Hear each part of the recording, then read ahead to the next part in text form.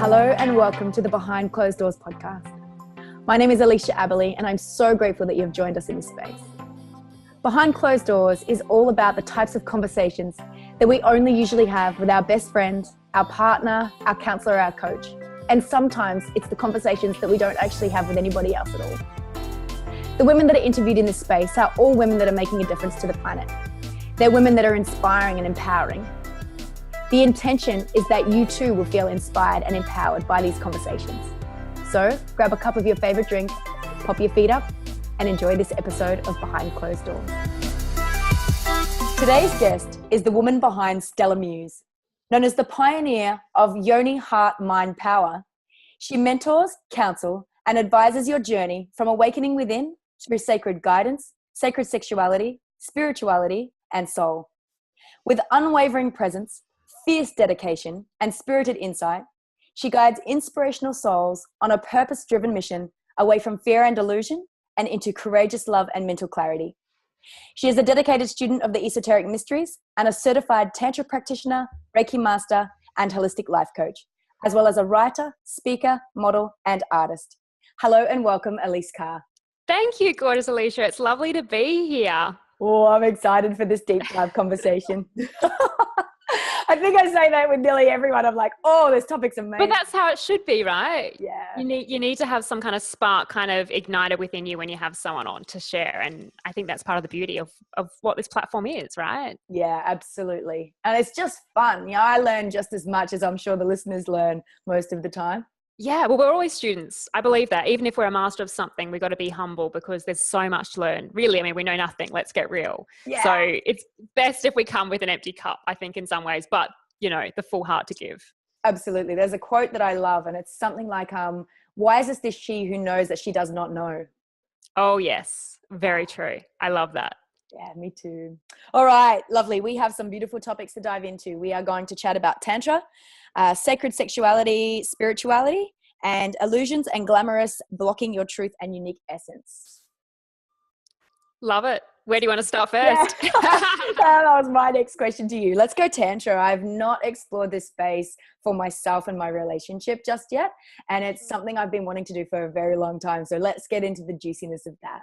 For sure. Well, to keep it real, the challenge in the Western world is that it's been a little bit bastardized, for a better word, and people have this skewed perception that it's just sex or it's just sexuality. And unfortunately, this misconception came about because a lot of the Tantra sutras, a lot of the Sanskrit is not translated to English. So we're only working with a very small percent in the Western world, unless you've got a very authentic teacher or guru who is from the East. So we just got to keep that in mind, right? And then having the awareness of what Tantra really is with what we do know of, really.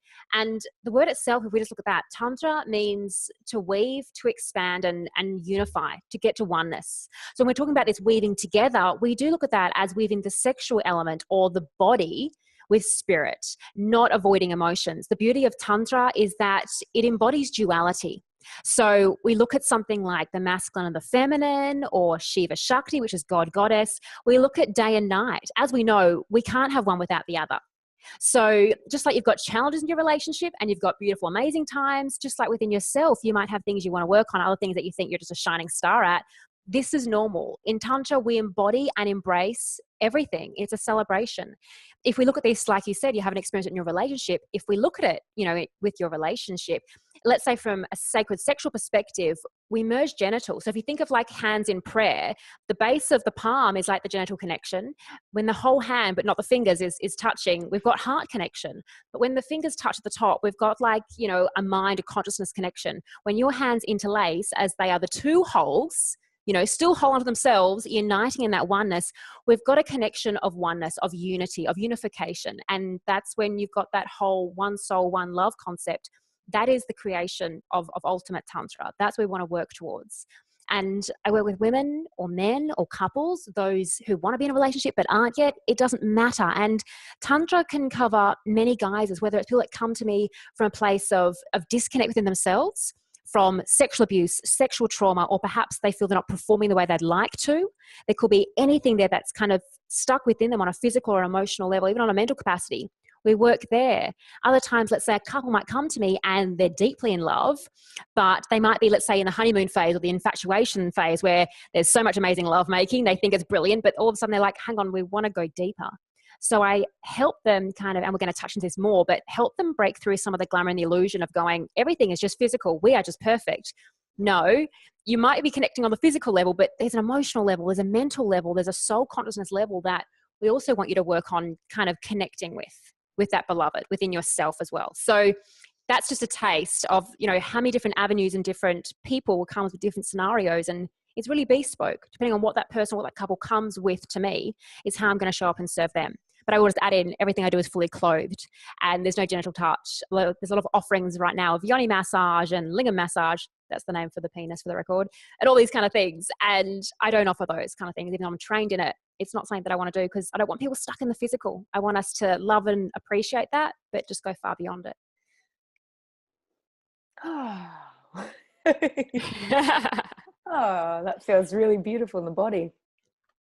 So in that connection, the soul connection, the deep soul connection, I believe I've had that with my partner when we very first met, something that words don't do justice to in that experience. Whilst we haven't practiced Tantra, I feel that we experience that. So going from the physical, which you talk about, to tapping into that, let's just go layman's terms. Like, what's the difference from the sex that people are having every day and the sex that we see so much growing up and we just have sex the way that we think it should be, watching porn, seeing it in movies, making it up as we go. What's the difference that you find from lovemaking as we've been taught as a society, as opposed to the way that Tantra explores that? Yeah, that's a really beautiful question, Alicia. I'd say we're not taught lovemaking in society. If you look at a movie or you look at porn, okay, maybe a movie may be different. Porn is a complete category of its own because porn is void of heart. There is no heart and soul in porn. Actually, fundamentally, it is very primal, very animalistic. It's often, not always, because there is obviously female genres, but often it's very submissive in the role play sense that there is the masculine, there is the feminine, there's no equality there. So there's a lot of programming through traditional pornography that doesn't assist in people learning how to actually connect with a human, let alone connect with a beloved. And as I touched on, Tantra being, that duality, that dance, the Shakti, the Shiva, there is equal power there. We have to have love and reverence for the feminine. And interestingly enough, the feminine is what's filled up first. Tantra is about the journey, not the destination. We don't care if you have an orgasm or not, to be quite frank. It's about enjoying that pleasure, in the whole process, enjoying the connection, the whole process. And unfortunately, we don't get taught how to do that in this day and age. There's no institute really in a school that's kind of come in and try to teach us this. We don't even have these classes from sexology to psychology. So we have to sometimes seek it beyond that. And like you mentioned with your beloved, you've felt this connection beforehand. Some people can feel that and they want to foster it, they nurture it. And like you said, there's experimentation and you find it within that couple, but you both have to at least want that. That's the other thing, because it takes work. You got to show up. You got to invest in a relationship. It can be fun and joyful and pleasurable and all these things, but it's a commitment. So if you want to shift from just having sex to shift to lovemaking, to shift to actually being love, it's a conscious journey. It's a path that you both want to step into. And it's a mind shift because you're not thinking about what's in it for me. It's about actually giving, especially the man to give the woman. If we're talking about a man and woman in a relationship here, the man has to think of the woman. How can I pleasure her? How can I give to her? How can I fill her up so much that automatically then she's going to open and blossom, fully surrender and pour then into me. And then we have this circuitry, this giving and receiving. And that's the Shakti Shiva dance. If a man, as an example, is in this just for his own pleasure, the woman, isn't going to be ready emotionally and mentally, even if apparently she's wet. Physically, she might be turned on, but she's not going to be able to give all because she's not going to feel safe enough, held enough, seen enough, or even heard. Even on some level, even if she's not even conscious of this, everyone I've ever spoken to can relate, I'm sure you can too, sweetie, to a time when you've said yes to sex. So it is consensual. We're not talking about something that's not consensual. You said yes because you're like physically, oh, okay, this is just how it is, but your heart's not there. Your mind's not there. And you actually don't feel fulfilled during or after. And this is one of the challenges with just sex and one of the issues with pornography and all the mainstream kind of conception of lovemaking. We have to understand how important it is for the woman to be fulfilled first, sometimes numerous times over and over again. before the man understands that, okay, now it's my turn to then be sitting here absorbing all her beauty, everything that she wants to give to me. So that's why I think Tantra is a big perception change, a big mindset change, first and foremost. And having a man, I guess, like I love our men so, so much. Having a man who is willing to go there to dive into that space with his woman. I guess if we're taught in society that the man goes first, because that's the way it is, yeah? Like it's often women don't orgasm. Some women don't orgasm at all. I've had this conversation before in another show. Yet going from that space of if it's about a man's pleasure and to have a woman open fully, that's just a whole other societal shift, isn't it? It is, most definitely. And this is the thing. And even if we look at this in a bit of a spiritual perspective here and realize we've come from the age of Pisces, and Pisces is the age of me, my, I, and that can be very self-absorbed, as we know. And we can look at this sexually, we look at this professionally, in any capacity. People still are very selfish. But we're shifting into the time of Aquarius. The whole of humanity is shifting into this time of Aquarius. Aquarius is about we, a unification, a connection, like in Tantra, right? That coming together. But we've only got our toe in this time. We're not fully embodied in it. We know this. Just look around. Look at social media. Look at the conversations you have or hear or are privy to. Look at the way TV shows are run. So yeah, you're right. Society needs to shift. But it takes, just a few of us to start speaking of these and start putting this into our relationships, the way we show up. And you can do a Tantra experience. You can be tantric in the way you show up. Let's just say us right now, being fiercely present with each other, having this conversation to serve for the greater good. We're not checking our phones at the same time. We're not like having a chat with someone else in between. We're here. And that's the presence we're talking about in lovemaking. And that's the presence we need in every relationship. And unfortunately, in the time we live in this fast-paced, don't have enough time, patriarchal run society still, we don't seem to understand how important it is to actually be present for a beloved, let alone for someone who you work with or your best friend. Just makes me think how a lot of women, and I have had many conversations in this space, how a lot of women just have sex because it's like they know the man needs it. They don't want the man to go elsewhere. They're not finding any joy in it, but they just do it as a chore. It's not an enjoyable process for them. What would you say to the women who find themselves in that relationship? If anyone's listening right now and they're finding themselves in that space where that is how they're actually having sex, what would you say to them about initiating the conversation or initiating the action with their partner to change that? Because I know a lot of women stay in that space and don't look at, oh, well, I have the choice to change that. I have the choice to guide my man into what I want. So a starting point for a woman who may be a bit scared to broach it with their partner, to say, hey, like, this is just not working for me. I want to explore this different. What would you say would be a good way to do that? That's really important. And I have seen this before. And the truth is, a woman needs to be comfortable in herself first and foremost. She has to understand that she has a choice and that she's important here, because a relationship is two people, not one person just pleasing someone else all the time. Like I said, we need that harmony of energy. So she has to come to the realization herself and be willing to step up and literally voice her truth for a place of loving kindness and compassion and non-judgment, all these kind of things. Because if a woman comes in and is yelling, screaming, shouting, throwing shoes, saying she's in Shakti, Kali mode, as we call it, it's not going to achieve anything, because a man is either going to then retaliate or he's going to close off and go to that man cave, where whatever his man cave is, right? So in order for this to be amicable, and if you as a woman go, I want this relationship, I love this man, I know he loves me, I know we can do this, you have to reach that point. Because if you're just over here and he's over here, you might not sync up. There is incompatibilities and people do change. We have to be aware of that. But let's say you're feeling like, no, it ticks all the boxes. This is something I want to do. Then you have to almost invite or offer. That's part of the role of the woman. So she might be, thinking to herself, okay, this is what I need to say to him, and sets a time, even talks to him and go, hey, can we have a chat tonight, my lovely? Whatever it is, so that there's time and space created. You're creating essentially a sacred space. You're creating the opportunity for fierce presence. Let's call it that.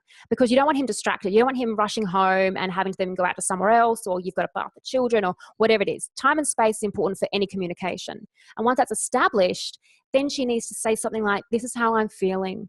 Because no matter what he can say, any excuse, he cannot deny how what's happening is making her feel. Nothing can change that. So it's coming from a place of, this is what it's making me feel like, and it's not great, and this is what I'd love to share with you, and I believe in us. There's positive reinforcement there with her truth, so that he doesn't feel like he's being shut down, that he's not a great lover. Or many men struggle with the truth that they don't have the skill set, or that they're not looking after their woman the way she'd like to be looked after. So approaching this from a place of love and kindness and compassion, sharing her truth whilst also being supportive of him. And at the end of the day, she's going to know her man best. She'll know what his weak spots are. She'll know his general reactions. So she has to dance with that. That is part of Shakti. Shakti dances around Shiva. Shiva is like the rock. She is like the ocean, the water. So this is when you've got to bring in all that essence that is divine feminine and play that role, essentially fully embodying it to get the job done, right? And the job is him understanding, him feeling a connection there, going, hang on a minute, I don't want you to feel sad or neglected or hurt. I love you. I want to look after you. He has to start feeling it. Her role is to give him the opportunity to start feeling in.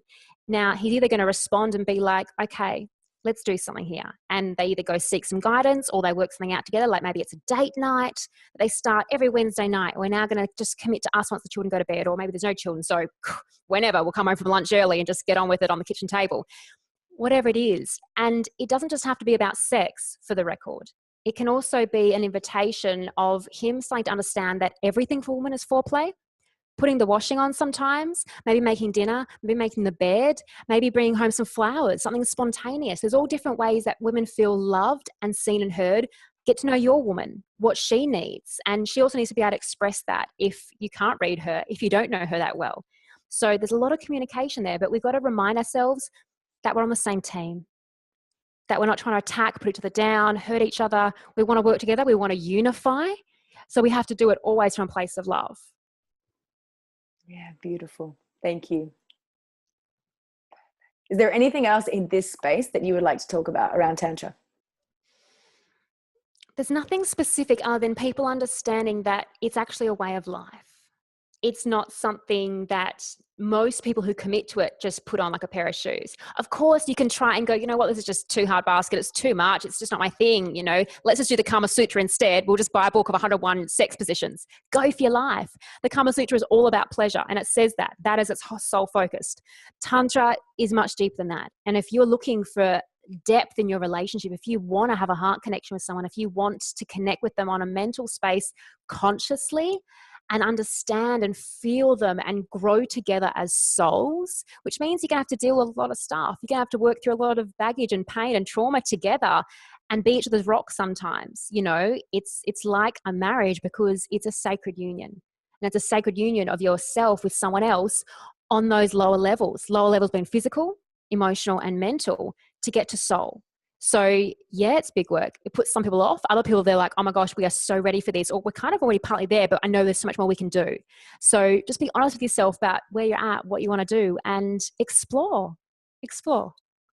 And if one party, so either if it's a man or a woman listening to this today, if one party feels like they want that and the other party doesn't want that at all, would you suggest that the person just starts with themselves and explores in that space to see what they want, and then the rest will do the work itself? The rest won't always do the work itself. What's inevitable will happen. Yeah, you're right. Yeah. Whether it's together or separate, of course, it's going to work out. Yeah, we know this.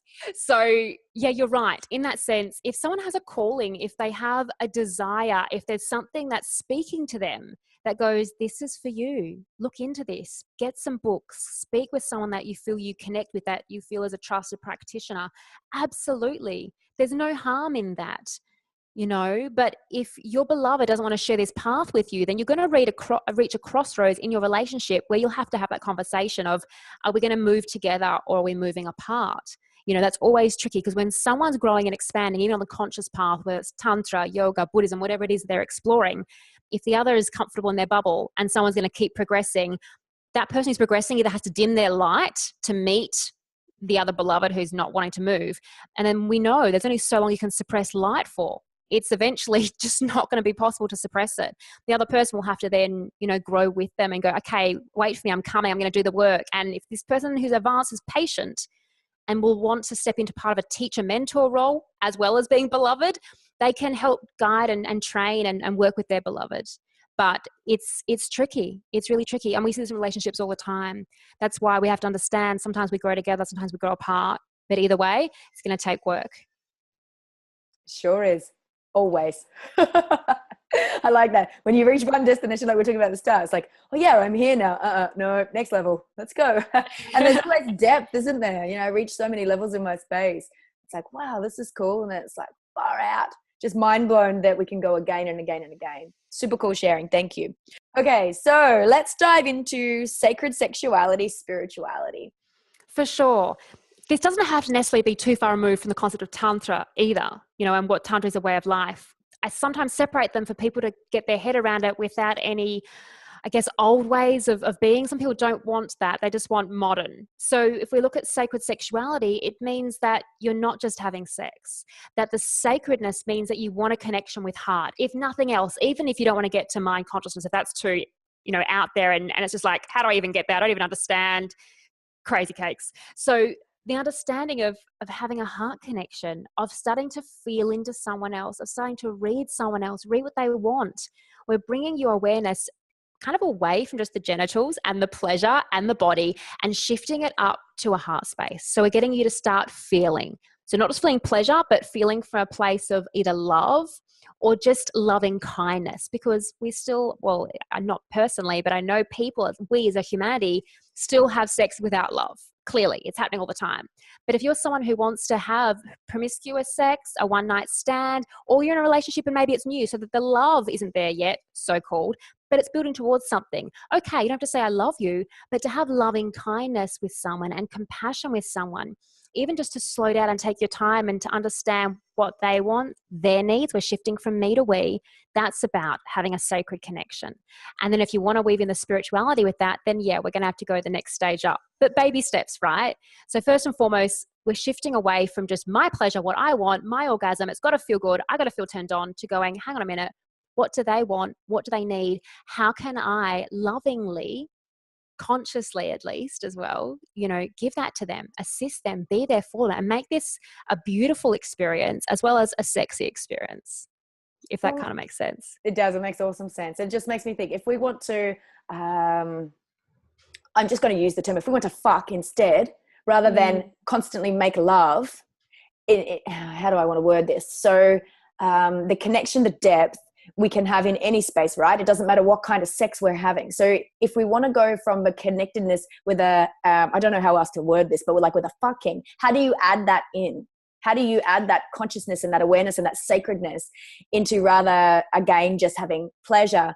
I hope I'm articulating properly there. Like, I know we can have in our space. So the dynamic with my partner, sometimes we want to have animal sex, and sometimes, that's probably a better word, better terminology. Yeah. Sometimes we want to have animal sex. Sometimes we want to have romantic sex. Sometimes we want to have, I don't know, over the couch, whatever it is, or out in nature, wherever. But if we want to have that hardcore sex, which is in our nature, how do you bring in that for like that presence and that connectedness, and not just that one-sidedness in that space? Yeah. Well, I'm really pleased you used the word animal nature, because in truth, if we are in our animal nature, that is our lower center. It's belly button down. It's in that sex center. That is the animal nature. It's the sex desire. It's the wants, needs. It's still the me. Now, most likely, even if you're in a loving relationship, you care about your other partner, but in that moment, you're so into how good this feels for you right now, you're not going to be thinking of them that much. Even if you love them, you know, most of the time, in that moment, you're in your animal nature. It is primal. This is just about us connecting, but God, it feels good for me. So most likely you're not going to be in a heart space, even if you love them. You're not going to be there. You would have dropped down. So there is a distinction. But as you said, you can go from that experience and still love them. And at another time, you actually are in a different elevated state. In a different time when it's slow and it's intimate, and sometimes you hardly move, you're just literally physically connected perhaps with your beloved inside you. That is making love. That is a presence. That is a feeling into each other. It's a slow, present, moving, shifting. It's more flow. It's very different. Now, I'm not saying that people, you know, won't argue and go, well, I can still have primal sex and feel love. I'd say in a sense of energy and consciousness and focus, it isn't an exchange of love in that moment, although you can love them. You're in primal state, or you're in heart state, or in your complete consciousness state, which actually still has the others, because we're not dismissing the body, we're not dismissing the, the emotions, but we're in a space of conscious mind. It's like we talk about, in esoteric psychology, and, you kind of touched on that. I'm a student of the mysteries. We want the lower three vehicles that we talk of being the body on the physical level, which is where this primal nature comes from, the emotions on the astral, and the mind on the mental. These three need to be in alignment with the mind governing the emotions, although they talk to each other very, very intimately because they're like besties. And the animal nature very, very far behind. Not dismissed, but it is governed by heart and mind. So that's the ultimate place we want to come from. But if you're someone who goes, no way, I still want to drop into my animal primal and be wild and crazy, take it from behind on the straw, then go for your life. But you do know what's going on. You're fully aware that you're in your animal primal phase. And if that feels good for you, go for it. As long as you know what's going on. And some things we can make sacred, and some things are just what they are. It's just like getting smashed on the weekend or taking drugs or whatever it is. People know that's not spiritual. And if they choose to drop into that space, it's a personal choice, as long as they know what they're doing and have an awareness. I think that's the most amazing thing is that we need to have some truth around it, which kind of goes into our next topic, which is about glamour.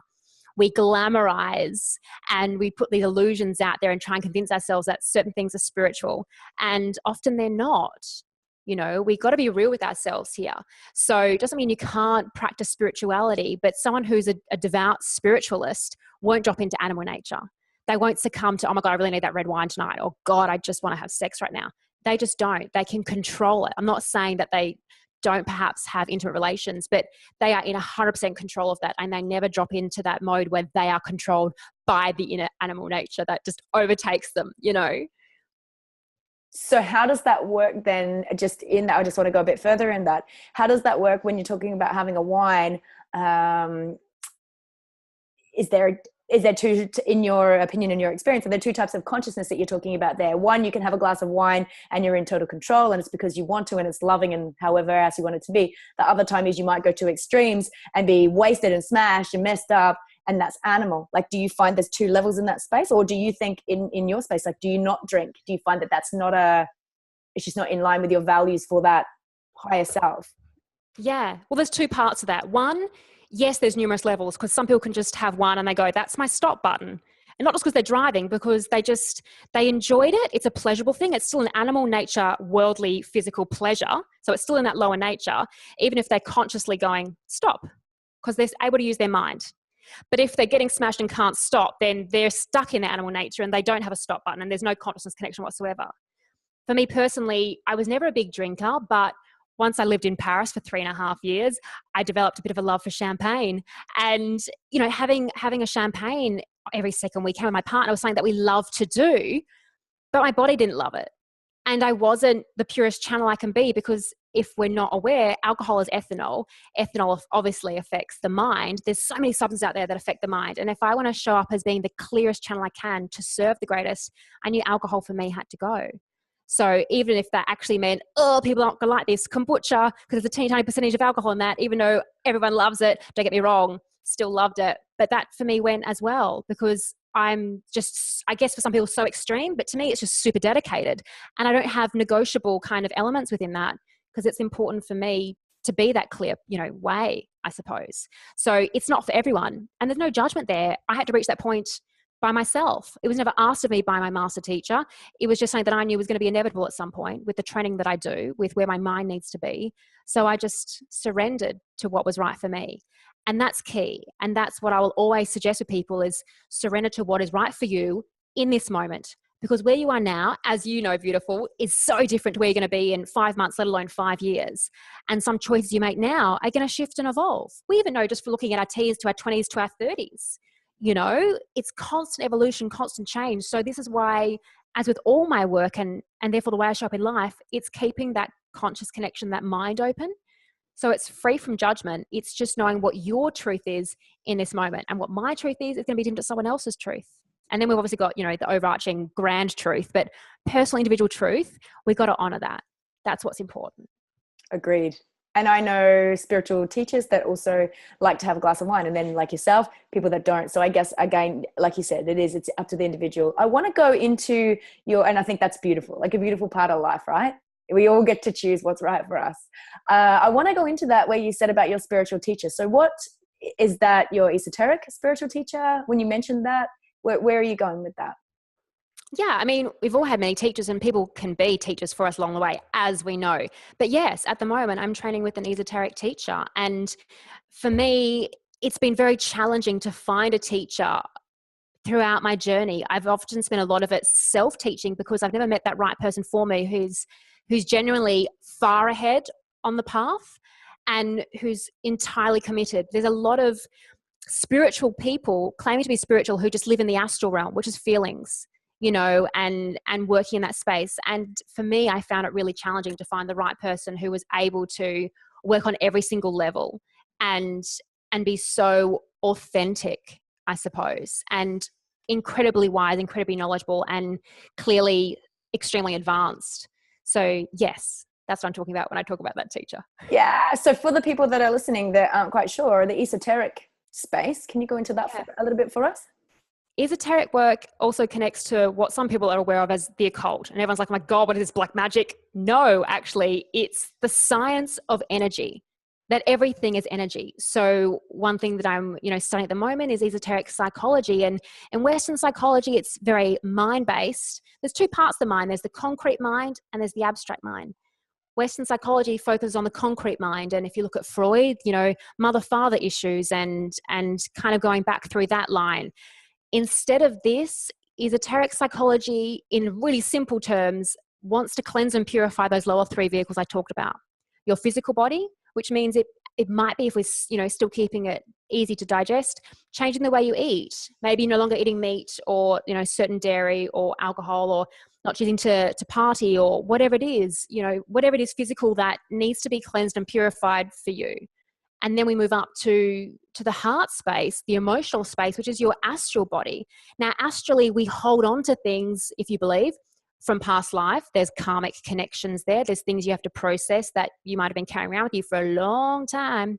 And, things that you've absorbed and held on to in this lifetime. Trauma from a connection with a parent, trauma from a past relationship, trauma from that place you worked in, comments, experiences, abuse, neglect, all these things, they can be within us. And often when, let's say, you're an incredible empowered woman who's storming ahead in life, kicking goals, doing amazing things, you might have suppressed certain traumas thinking, you know what, I've healed that. I went to someone, they helped me, they cleansed my aura, I'm good to go, off we go again. Maybe, but you probably haven't actually really deeply gone in to that depth and worked through everything. So there's often so much stuff that's stuck inside of us that we've suppressed, even if we're aware of it, and then things we aren't aware of actually that need to be processed before you can even get to the mind and sort all that out. Before you actually even get to proper, I guess, meditation, the space where you can actually hold one pointed concentration and then start doing things with that to serve. Not just going in and feeling great and trying to think of nothingness. No, I meant proper, real meditation. Before then you start to connect with your soul. And I look at this from women as like, it's their unique essence. It's their je ne sais quoi, as we say in French, which is that kind of intangible thing. You can't put your fingers on it. It's a perfume that a woman has. And when she's purified those parts of her, cleansed the trauma, the pain, got to kind of peel back layers that no longer serve, also including her personality. She might appear to be a certain way, but that's not who she is. Like, let's say your star sign, that's your personality's star sign. Your soul has a different astrological connection, for the record. So we hold on to these things that we think are us, that aren't us, and we can let go, let them die off, let them kind of fade away. As we know on the path, friendships and relationships things do drift away. Sometimes we've got to cut things ourselves. Then you start to kind of blossom and open, and you start to understand who you really are, why you're really here. And there's a complete shift in your perception, how you want to show up in the world, what you want to do. And you understand more than ever what nourishes you, and your boundaries shift. Like that inner archetype of the prostitute that goes, I'm willing to sell my soul for that. I'll do that for that price. That shifts too. You have a new strength, but it's so imbued with love and this loving quality that you become actually magnetic, and you can magnetize and radiate from your place of truth, not the pretty, beautiful personality you've put on that's like, I do this and I do that. I'm going to help you change the world, sister. But the real stuff. And that's why I love this kind of work. And that's why I'm so drawn to it. And that's part of what I do in my sacred guidance session. It's the closest thing to like psychology for the soul, because I'm like, we're all untapped resources. I feel, we have so much inside us that we don't even know. We think we might be there sometimes because we're doing great and maybe we've got a profitable business and we are happy in our relationships. But I still say that could even just be the surface. What if you haven't seen your true capacity yet? It can blow your mind in a beautiful way. And as just you touched on before, it's like level. We're going to keep going if you want to keep doing the work, right? Here we are again, doing that work. It doesn't end. It's constant. And I'm just like grinning from the inside out listening to you speak, because that's been my journey.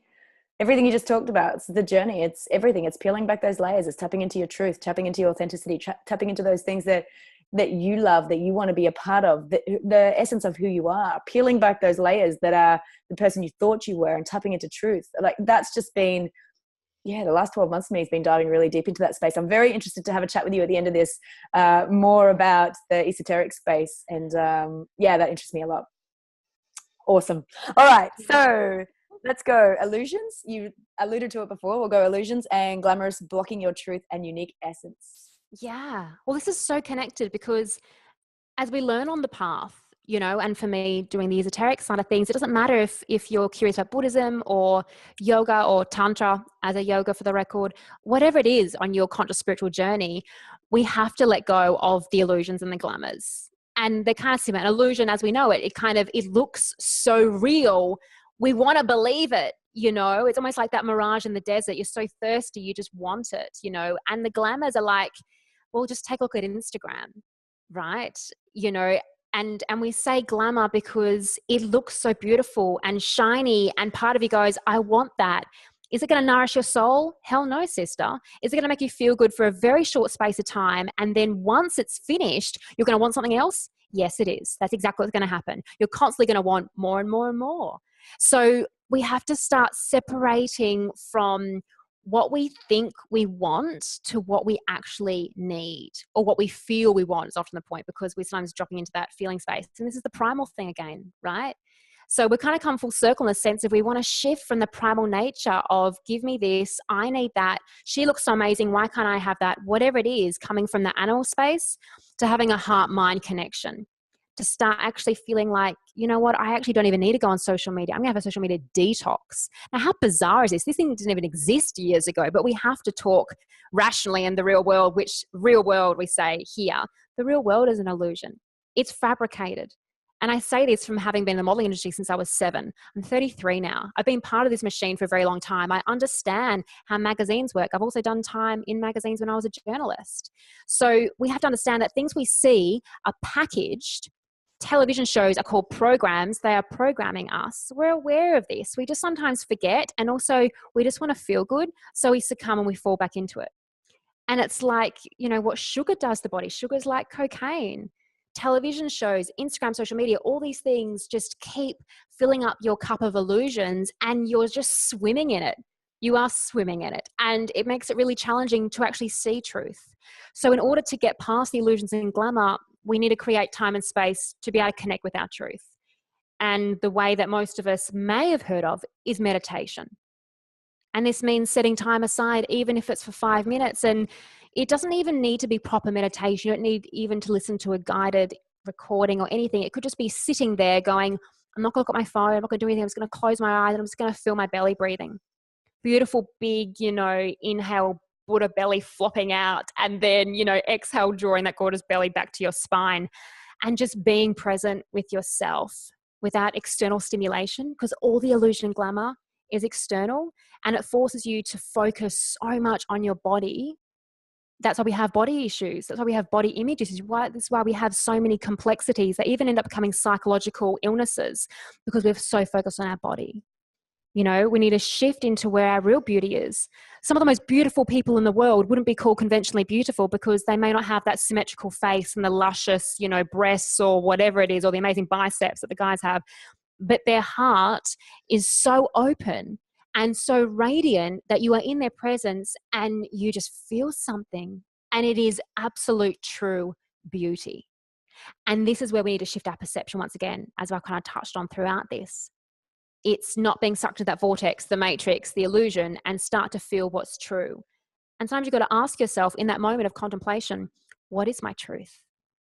What is my truth? What is actually authentic to me? Do I want to do that? Do I want to go there? Actually, I'd rather say no to that Christmas party. I don't need new shoes. I have 30 pairs. You know, honestly, I've probably got 100 pairs that I've gathered over time. I don't need to buy another pair of shoes for the rest of my life, except for probably some more flat shoes because I can't wear stilettos always, you know. But this is just it. You know, we buy into certain things at certain times of our life. Some people spend their whole lives in that phase, living the illusion. Others understand that it's a fabrication and then they can kind of go in and go out. It's kind of like a shaman who straddles two worlds. They straddle this earthly world that we have fabricated, and they straddle the world of spirit. You know, if you want to kind of alchemize your own way of being, yeah, we're having a human experience. You've got to live in the world. You've got to go to work or do whatever it is. And you've got to be with people who perhaps you don't really want to converse with because they just talk about sport, or maybe it's just cats and it's not your thing. You're evolved past that, whatever reason, to like, you know, turtles and whatever. So, you know, we've got those moments that we've got to be compassionate of others, but you don't have to choose to be there all the time. You can choose then to retreat and connect and nourish your spiritual self. And I kind of look at this like the village in the mud, where all this desire and illusion and glamour is, and then climbing up your mountain to get to the top of the mountain and sit and dwell in what we call a temple. That's your temple. That's your sacred space. We all need somewhere we can retreat and go on our own. If you're in a relationship, you need relationship time, but you also need you time. And whatever that is why I always encourage clients to develop and create and start to commit to a regular daily practice, however that looks for them. You know, not as if they're going to spend 2 hours doing all different kinds of things, let's say like myself, but even if it's 5 minutes of non-negotiable, not in the matrix, not in the glamour, me time. And it could be just sitting there with a cup of tea. It can be that simple. I've just started this week. I've tapped in and out of that space, what you're talking about. And that social media space is such a mind mess for me, or has been in the past. And I found myself many times slipping into that vortex of sometimes comparison artists, sometimes judgment of self, sometimes feeling like I'm missing out or that I'm not doing enough. And over the last 12 months, it's been a dance in that space. And recently been on a really deep soul journey within myself. And I have not wanted to be in the social media space, the online space. I don't watch TV. I've got a journalism degree as well. I don't read the media, don't buy magazines. So I'm not in that space. Yet I was finding that I was getting sucked into that vortex of Facebook specifically. And because my business is run through Facebook. So I've just switched off now in the mornings. Like I've made that agreement with myself, and it was a little challenging at the start just to change that habit. I've made an agreement with myself that mornings are mine. And I'm up. I'm always up early. I'm up. I'm listening to something straight away that's inspiring and inspiring for me. And then I'm at the beach and I'm walking, or I'm doing some yoga on the beach, or meditating on the beach, or reading on the beach, just something to connecting with me first and foremost. And I've just said to myself, some days I'm going to start work at 11 o'clock, just work till 2. Like I'm not pushing in that space anymore like I used to. But first and foremost, it's me that I'm filling my cup first. And I feel like it's so important getting out of that, what you were talking about before, just getting out of that and really connecting with you. Because when you're in that space all the time, you don't know who the heck you are, do you? Gosh, no, because you're not you. No. You're living this kind of fake persona that people have kind of put together for you, and that you've kind of protected yourself with as well. Some people, you know, create personalities to protect themselves. I definitely did. I created this whole divinely empowered woman persona, like I am the rock. I can handle anything and power through. I did it for so long until I realized, hang on a minute, I've been carrying this, you know, this trauma within myself that I haven't fully healed from. And I then had to go, hang on a minute. I don't want to be like strong, like Wonder Woman. I want to be actually powerful from a place of love. I want to tap into feminine power, not masculine power in a beautiful, feminine skin suit, right? So shift of perception and some bloody big work and, you know, tears and frustration and anger that I had to release properly, not project, but feel into and release properly. But what you're just talking about then, which I loved, reminded me of this article I wrote on your best threesome ever. And this threesome is with yourself first and foremost. It's like these 3 cups. You've got like, spirit and soul, and then your tribe. We have to nourish these 3 parts of us. We have to get up in the morning, like you said, and do something first for us, because women especially, it's like we're a watering can, and we have to water all the roses. They are your beloved and your children or your dearest friend or whatever. There's so many things we have to do, masculine do. Before we do, we've got to be. That means we have to stand still long enough for the water to pour in and fill us up. However that is for you. Going for a walk on the beach is beautiful. Connecting with nature is fabulous. Something like that that's going to nourish you and feel amazing. That's your soul connection. What's really going to do that? And then, the second relationship of this threesome is spirit. How do you connect to that which is greater than you? However you deem that. I use the word spirit. You can call it whatever you want. Whether that's in meditation, whether that's in a practice for you like prayer, whatever resonates, it doesn't matter. But you've got to then nourish that. Then you're ready to serve your tribe. And maybe for you, it's starting at 11 o'clock because you've done this and you've got yourself sorted, and now you are full or fulfilled enough to serve from a place of love. And then serve your tribe, which is your beloved and child or children and friends and your whole community and your clients and all of that. But if we just went straight to tribe, we'll reach burnout. And how many women do you know in your life who are exhausted, frustrated, disconnected, not actually feeling any joy in their life in any of kind of, the quarters, whether it's career or family or relationships, because they are such givers, even to the point of martyrdom sometimes. Oh, this is what I have to do. It doesn't have to be that way. I'm not saying we don't serve, because to me, we are here to serve. That is our absolute purpose.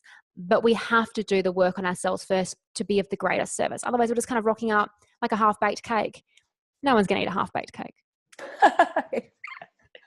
No, unless they it's are raw not. vegan, which is my favourite. So, that just blows that out of the water. Not Traditionally me. baked cake. You can keep that raw vegan cake.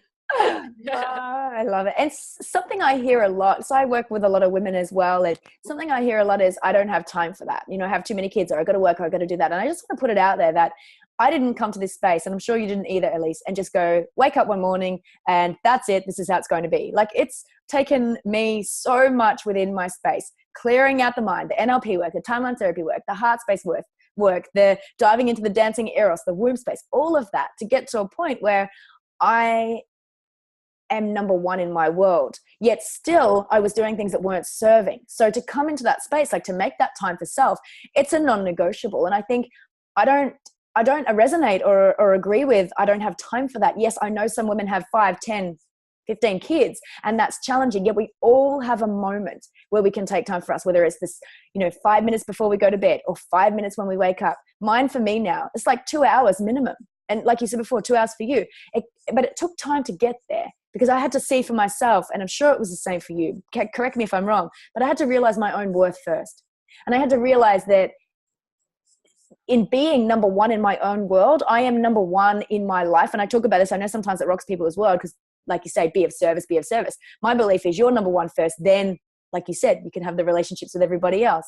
But it's taken time. And I just want to put that out there to some of the listeners that might go, oh, my job's too busy, or I'm too busy in my job, or no, there's too many kids. No, there's not. There's always a moment for you to take for yourself, whether it's in the shower, whether it's 5 minutes out on the grass while all the kids play. Like, there's time you can take for you, and it's practice. And the more you fall in love with yourself, the more that it will become a non-negotiable for you. Yeah. I was thinking the shower, because that's something that I've actually told clients Same. who are very high profile, type A, successful women, children or no children. Sometimes people feel the career is almost a bigger responsibility, because sometimes, that might pay for the children, for their education, put the food on the table, whatever it is. So we do have, numerous pressures.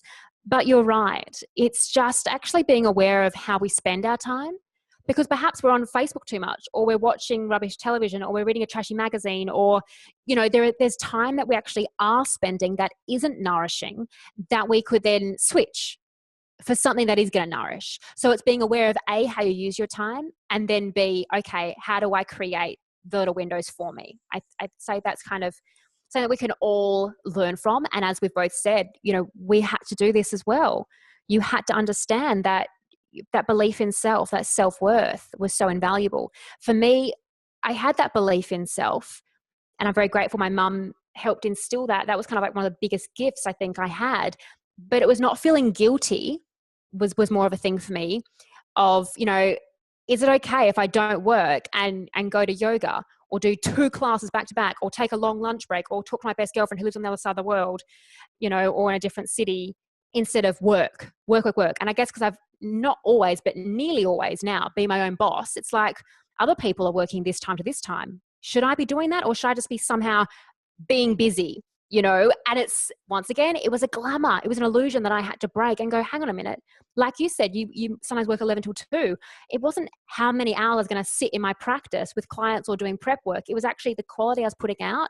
And it was going to be better if I took time to nourish myself, and absolutely non-negotiable, do a class every day, get on the mat, my morning practice, speak to my, you know, girlfriend. If it goes for an hour, it's 20 minutes. I don't get to see her in person. I'm going to speak on the phone with her for as long as she needs or I need at that time, whatever it is. And we start to build our own world instead of it being built for us, because we believe this is just the way it's got to be. Because we have this kind of almost self-persecution for some people, the judgment, the guilt, or like you said, that lack of self-belief. There's all these kind of factors, you know. So doing the work to get through that is so powerful because it allows us to get closer to our truth. And coming full circle, then we get to show up a bigger, brighter version of us and be more loving for our children, our beloved, how we are with every single person we interact with, instead of going through life going kind of, you know, why me, poor me, whatever it is. Why is there lack coming from that place? Such a beautiful awareness that happens. Consciousness. Yeah. Yeah. For sure. So nice. Oh, Elise, it's been so lovely having this conversation with you. Thank you for having me. It's been a pleasure. You're so welcome. Is there anything else that you would like to share before we finish up? Just to remind yourself that you do have choices, even if they aren't easy, even if they don't happen overnight, because sometimes we kind of get this feeling like, I have to now do this. Like, oh my gosh, I've been listening to this. I'm so inspired. It doesn't mean you're going to change your life overnight, but it will happen, right? It just takes that time and patience with yourself in this day and age with all the pressures of the external world. Patience, I say, is one of the greatest things we can learn. So if you are on your path and you are showing up the best way you know how, but you want to make shifts and changes, then do it gradually, bit by bit, unless of course it's to the detriment of your well-being, where you sometimes have to, you know, cut and move on. Gradually is much better because this is a way of life. It's a slow burn. This is the journey, right? It's not just a firework. So remind yourself, okay, I've got to take it easy. I've got to be loving of myself and be nurturing of myself and fill up my cup before I serve. And however I'm going to make these changes, it's going to have to be gradual. And sometimes it's just that the timing's not right. Maybe you listen to something like this, our conversation we've had today, and you want to make a change, but you know it's now isn't the right time. Honor that too. You don't have to just jump in without being fully ready. Sometimes we do need time. We need space. And a beautiful way to check in with where you're really at is to meditate, is to slow down and go within and find out when is the right time for you. You will know. You will be told. You will feel something or sense something if you create that time and space. And then you take the action. That's key. You can't not take action. Otherwise it won't happen. And where can our listeners find you, Elise? The best place to connect is on StellaMuse.com, and that's Stella with an A, and there's ebooks and videos and articles on there, and I'm sure plenty of your questions can be answered from that place. But if something resonates or you'd like to connect, then you're welcome to email me on the contact page or at elise@StellaMuse.com. Fantastic. Thank you. And I will have all of your details all over social media so that people can find you. And then you'll have a social media detox after that. Yeah, absolutely. Awesome. Love it so much. Thank you again for joining us. And to each and every single one of our listeners and our viewers, thank you so much for joining in for this episode of Behind Closed Doors. If you haven't done so already, please hit subscribe on the iTunes page or on the YouTube if you prefer. I will catch you next week. Until then, bye.